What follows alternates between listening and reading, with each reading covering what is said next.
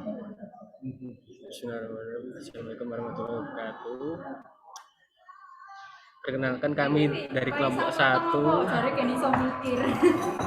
mau menjelaskan tentang bab 11 yaitu mengenai sistem berkas. Perkenalkan saya Rizky Rizal Arif dengan NIM 2022 TI 044 dan ada Mbak Fajria Wilaksmi dengan NIM 2022 TI 012 dan Kak Dahlia Dewi dengan NIM 2022 TI 08008.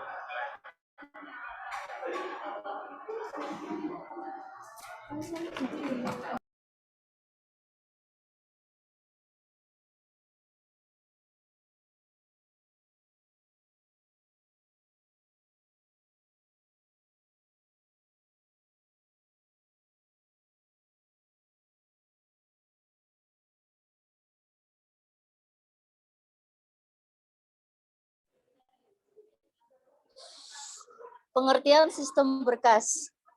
Sistem berkas merupakan mekanisme penyimpanan online serta untuk akses, baik data maupun program yang berada dalam sistem operasi. Terdapat dua bagian penting dalam sistem berkas, yaitu satu, kumpulan berkas sebagai tempat penyimpanan data, dua, struktur direktori yang mengatur dan menyediakan informasi mengenai seluruh berkas dalam sistem. Berkas sendiri maknanya adalah kumpulan informasi yang diberi nama dan direkam pada penyimpanan sekunder. Media penyimpanan ini umumnya bersifat non-volatil, sehingga kandungan di dalamnya tidak akan hilang jika terjadi gagal listrik maupun sistem reboot.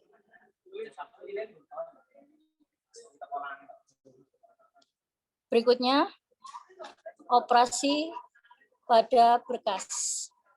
Ada 6 operasi dasar yang harus dilakukan sistem operasi pada berkas. 1. Membuat sebuah berkas. 2. Menulis pada sebuah berkas. 3. Membaca sebuah berkas. 4. Menempatkan kembali sebuah berkas. 5. Menghapus sebuah berkas. Dan 6. Memendekkan berkas. Jenis berkas. Teknik yang umum digunakan jenis berkas adalah menambahkan jenis berkas dalam nama berkas. Nama dibagi dua, nama dan akhiran atau ekstensi. Biasanya dipisahkan dengan karakter titik. Sistem menggunakan akhiran tersebut untuk mengindikasikan jenis berkas dan jenis operasi yang dapat dilakukan pada berkas tersebut. Sebagai contoh, hanya berkas yang berakhiran titik .bat atau titik .exe atau .com yang bisa dijalankan atau dieksekusi.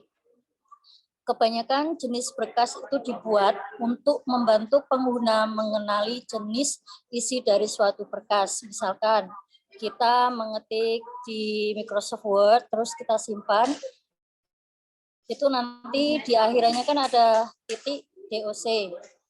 Kalau misalkan lagi contohnya seperti kita mengetik sebuah kata-kata di notepad, itu nanti pas kita simpan yang di akhir penyimpanan itu kan ada titik txt seperti itu. Jadi itu untuk memudahkan para pengguna mengenali jenis dari suatu berkas tersebut. Selanjutnya ada struktur berkas. Suatu berkas harus memiliki struktur yang dikenali oleh sistem operasi.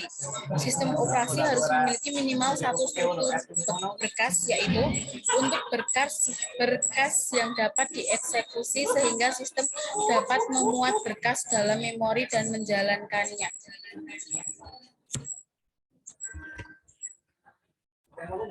Kemudian ada metode akses. Metode akses di sini terbagi menjadi dua. Yang pertama ada sequential access, yang kedua ada direct access. Kalau intinya itu sequential access itu diproses secara berurutan, tetapi kalau direct access itu diproses tanpa urutan. Kemudian kita lanjut, ada operasi pada directory. Pada directory di sini ada operasi-operasi yang dapat kita lakukan. Yang pertama yaitu mencari berkas. Yang kedua membuat berkas. Ketiga menghapus berkas. Keempat menampilkan isi directory. Kelima mengganti nama berkas. Keenam melintasi sistem berkas. Jadi kita bisa melakukan operasi-operasi pada directory tersebut, dari mencari, membuat, menghapus, mau mengganti nama, menampilkan isi directory, maupun melintasi sistem berkas. Kemudian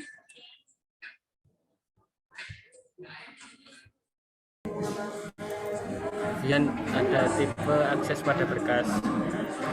Beberapa operasi berkas yang dapat diatur aksesnya: 1. Read atau membaca berkas, 2. Write atau menulis berkas, 3. Execute atau melewat berkas ke dalam memori untuk dieksekusi, yang keempat ada append, menambah informasi ke dalam berkas di akhir berkas, yang kelima delete atau menghapus berkas, yang keenam list atau mendaftar properti dari sebuah berkas, yang ketujuh rename atau mengganti sebuah nama berkas, yang kedelapan ada copy, menduplikasi sebuah berkas, yang kesembilan untuk mengedit sebuah berkas.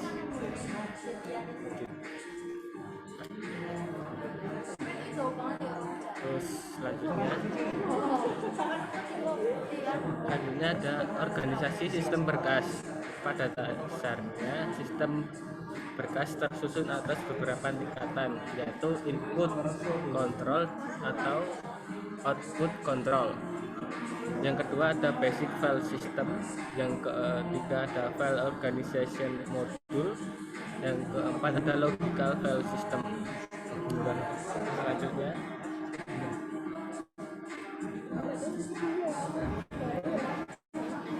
ya, itu sudah selesai. Cukup sekian presentasi dari kelompok kami. Apabila ada pertanyaan mohon ditanyakan.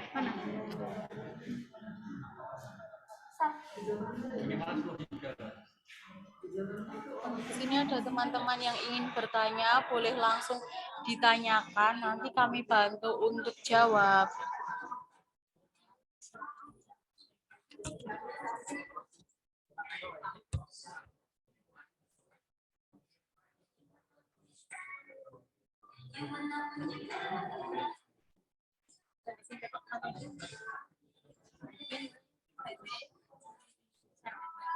Tanya jawab.